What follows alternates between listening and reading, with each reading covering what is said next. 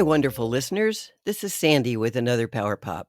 Have you ever wanted to make something happen? Maybe invite a nice person out on a date, or ask your boss for a raise, or invite somebody to work with you and be your client. But for some reason, the voice in your head, your inner child who creates stories about what the outcome is going to be, tells you that they're going to reject you, you're going to look foolish, and don't even bother. It's important to know that we all carry an invisible narrator inside of us. That's your inner voice that spins stories about who you are, what you're capable of, and what you deserve. These stories are not just idle thoughts. They shape how you view yourself and interact with the world. Whether empowering or limiting, the stories you tell yourself are powerful. So, where do these stories come from? They come from a variety of places and start when you're very, very young. Usually your family dynamics, how your parents and caregivers treat you, will shape your early beliefs. What they say, how they act, and how they respond to you and the world starts to create your stories. How you were soothed, disciplined, and encouraged as a child will form the foundation of your inner narrative.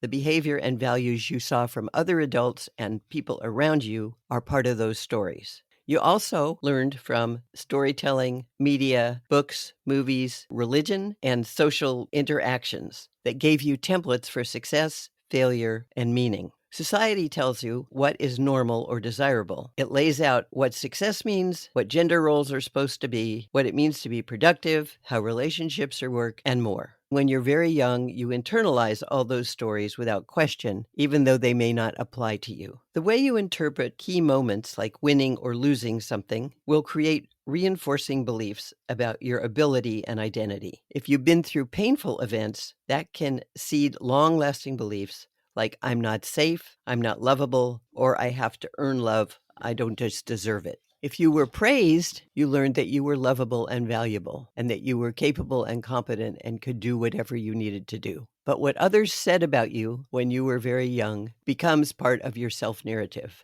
The reality is, once you have a belief like I'm not smart, or I'm very capable, I'll never make this work, or I always succeed, either way, you will tend to notice and remember things that reinforce that. You build stories to make sense of your place in the world, sometimes to protect yourself and sometimes to feel in control. Stories can shield you from pain, shame, or uncertainty. For example, I didn't want that job anyway may mask fear of failure and the reason you never tried. It's important to know these stories guide your choices, relationships, risks you take, and how you respond to setbacks. This is how your brain makes sense of the world. These narratives help you find meaning, create identity, and predict future outcomes. But they're not always based on objective reality. Instead, they're formed through experiences, upbringing, social conditioning, and emotional responses. Stories you tell yourself usually fall into two categories. There are positive stories like, I'm resilient, I've gotten through hard things before, I'm a creative person with ideas worth sharing. Even when I fail, I learned something. These kinds of stories will build your confidence, encourage risk-taking, and promote growth. If you tell yourself the positive stories, you are probably optimistic, persistent, equipped to deal with setbacks. Then there are negative stories, which seems to be what a lot of us have. Things like, I always screw things up. I'm not good with people. I'll never be successful. Nobody wants to be around me. These thoughts might come from past trauma, repeated failure, or critical voices from your childhood. But when left unexamined, they become self-fulfilling prophecies. They will keep you stuck, sabotage your relationships, and prevent you from taking the very actions that could disprove the story. As I've shared, when I was young, I was not accepted. I had a sister who was the star of the family. I took the back seat and was made to feel like I was not as important as she was. I was bullied in elementary school and never allowed to join groups.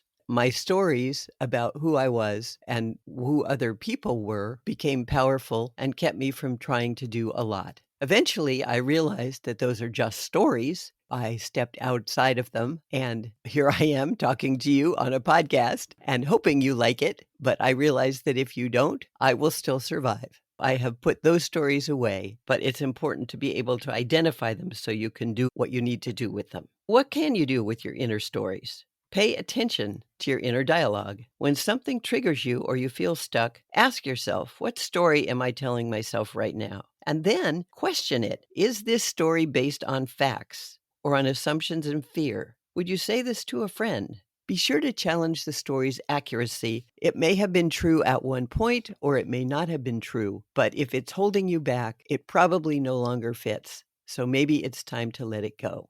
And then look for evidence. Find examples in your life that contradict the negative story. You're probably more capable, kind, or resilient than you've given yourself credit for. So find examples of that and start to appreciate yourself. And then rewrite your script. Shift from self-criticism to self-support. Instead of saying, I always mess up, try, I've made mistakes, but I'm learning and improving. And then practice new stories. Repetition builds belief. Write down or say your new stories out loud. Affirmations can feel awkward at first, but they're powerful when rooted in truth and consistency. Things like, I am capable and competent and have a lot to offer. I am lovable and valuable. People enjoy being around me. Say them to yourself and rebuild your narrative. Sometimes you might want to seek support. Working with a coach or therapist or just honest conversations with a trusted friend can help you uncover and heal long-standing negative stories and help you celebrate the positive ones. The bottom line is, the stories you tell yourself are some of the most important ones you'll ever hear. This is your inner child talking to you. And you need to be gentle and kind to that little person who was traumatized or who struggled. Parent that child like you would a child today. Love him or her, be gentle, and be supportive. You don't have to be a prisoner of old narratives. With awareness and intention, you can become the author of your own stories, grounded in truth, resilience, and possibility. And that can change everything. So please, find your power and change your life.